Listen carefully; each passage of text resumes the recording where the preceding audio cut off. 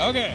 What's up, everybody? It's Chance from the Game Board here at AdamCon. For AdamCon, I'm seeing people walking around all weekend with these pins on their lanyards, and I had to find out what this new hotness about is. Apparently a game, and so Adam told me that I should interview these guys, so I kidnapped Dennis, and he is going to tell me exactly what this game is and how it plays. What is it?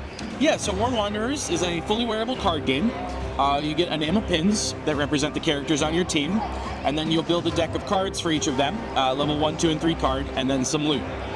So the goal of the game is your characters will attack your opponent's characters to try and wound them, and after you've wounded my character 3 times, they're knocked out, they drop that loot, and you have to reveal a certain amount of loot on my team to win.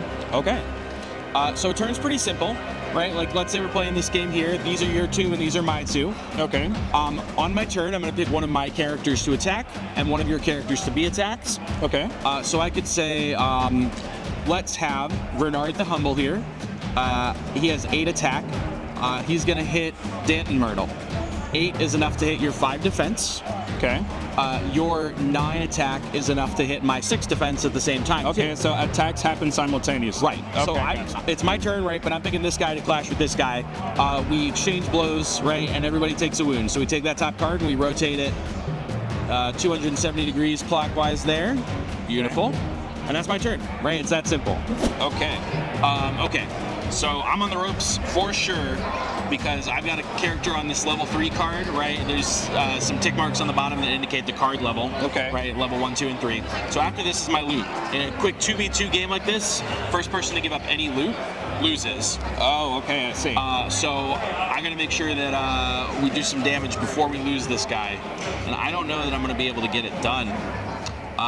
You can't lose to me, because I'm known for quitting forever as soon as I win. I will not buy any pins and never play this game again. If I beat you the first time, I will go out on top, one of the goats.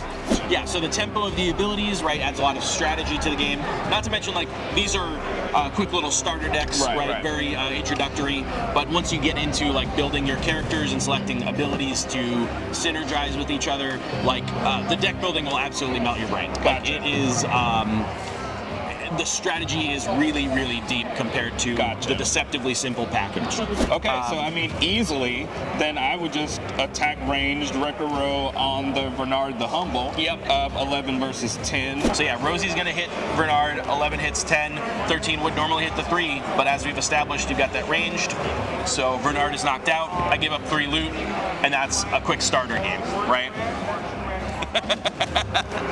Undefeated, 1 for 1. I'm done. But one of the things that I find interesting about the game is that, like, when you're walking around conventions, you wear the game. Obviously, it's in the name, so you know who's playing. You know who has decks, because they, like, literally wear them on their lanyard. Yeah, exactly. So you can just walk through the convention challenging just random people for no reason, but you know that they're into the game because they're wearing it, and it's very quick, as you can see, especially in a 2v2. How do you play 3s, 4s? Like, yeah, so you can play any number, right?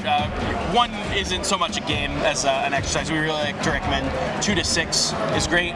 But once you get into your team building with, like, so let's say we have a 4v4, right? Like, if this were your whole team, you are required to build with 16 loot hidden amongst your team, an average of 4 per character. And to win, I need to find half of it, so 8. Okay. Which means having defeated a Bernard the Humble, like, 3 loot's a good start on 8, but I'm not even halfway there yet. Right. Right. Like, maybe I take out another character who's only got, like, 4, right? Or a 2 loot character, right? Now I have to take out a whole 3rd character, and that gives you a lot of extra time to, like, try and close out a game on me. So where you're hiding your loot is a lot more strategic. Not to mention, like, we talked a little bit about how you can combo with adjacent characters, right? To combine power, or, like, you can see guard on my team. And does adjacent just mean this way, or does it also mean up and down? It's orthogonal. So, like, these characters are not adjacent, right? So that means where you're playing them matters quite a bit. One thing that I did notice are the different colors and rankings of the pins.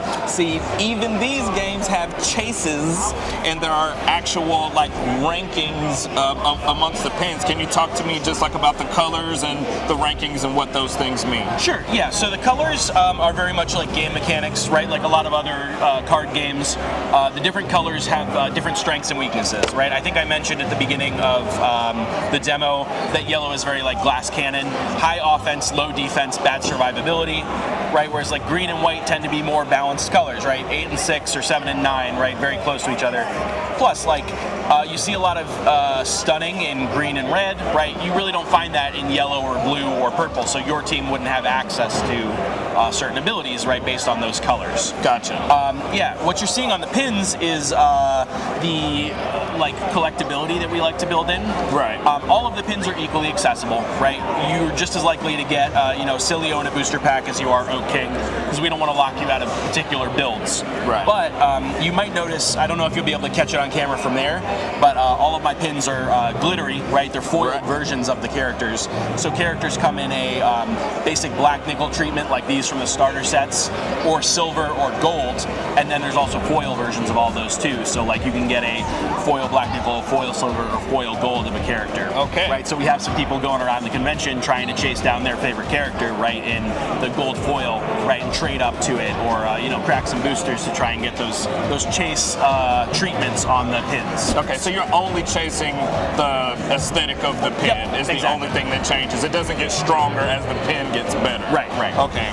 Yeah, how all those abilities really come together, where you're putting your loot, what colors you have access to, redundancies, how well you can execute a game plan. Like, it is deep strategy if you want to do a deep dive on it. Nice. Okay, so that is one Wanderers. Dennis, Chance from the Game Board, here at AdamCon. We will see you guys next time. Thank you so much, Dennis. Thank you.